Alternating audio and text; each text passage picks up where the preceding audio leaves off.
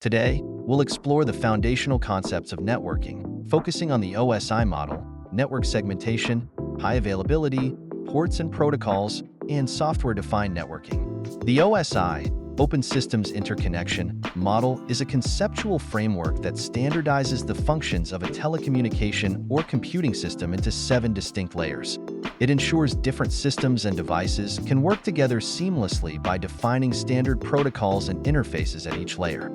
Think of the OSI model like a communication protocol within the Marine Corps, where each layer represents a different aspect of the communication process, ensuring smooth and efficient interaction between different units and equipment. The first 4 layers include the physical layer, which transmits raw data bits over physical media like Ethernet and Wi-Fi.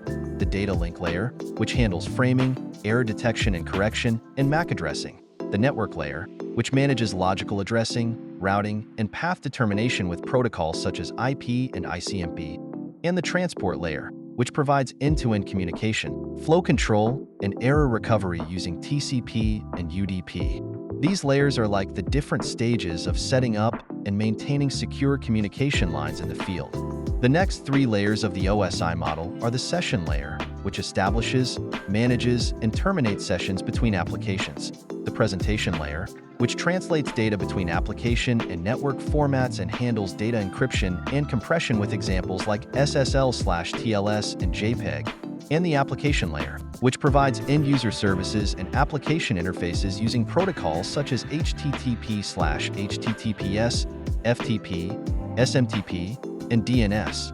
These layers ensure that data is properly formatted, encrypted, and presented to the end user, much like how intelligence is gathered, processed, and delivered to commanders and troops in the field.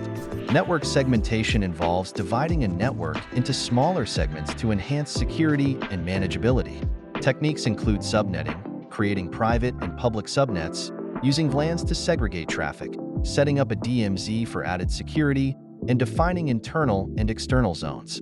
Network segmentation is like dividing a base into different zones, each with its own security protocols and access controls to ensure sensitive information and operations are protected.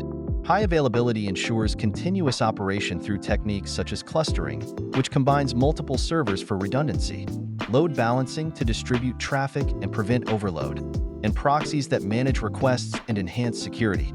High availability is like having multiple backup units and supply lines to ensure operations continue smoothly even if one part fails. Ports and protocols are essential for network communication. Well-known ports are associated with commonly used protocols, while high ports can be leveraged by attackers for malicious activities. Think of well-known ports like secure communication channels, while high ports are like unmonitored paths that adversaries might exploit. Software-defined networking, SDN, optimizes and automates network operations by centralizing control through a software-based controller.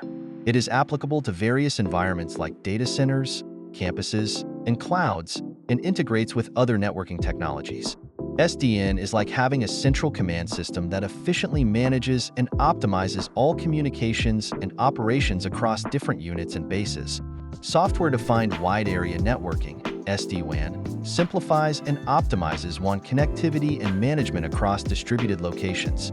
It centralizes management through a software-based controller and integrates with existing WAN infrastructure. SD-WAN is like having a centralized system that efficiently manages and optimizes communication and operations across different forward operating bases and remote units. Understanding these concepts ensures our network infrastructure is robust and secure, supporting our operations effectively.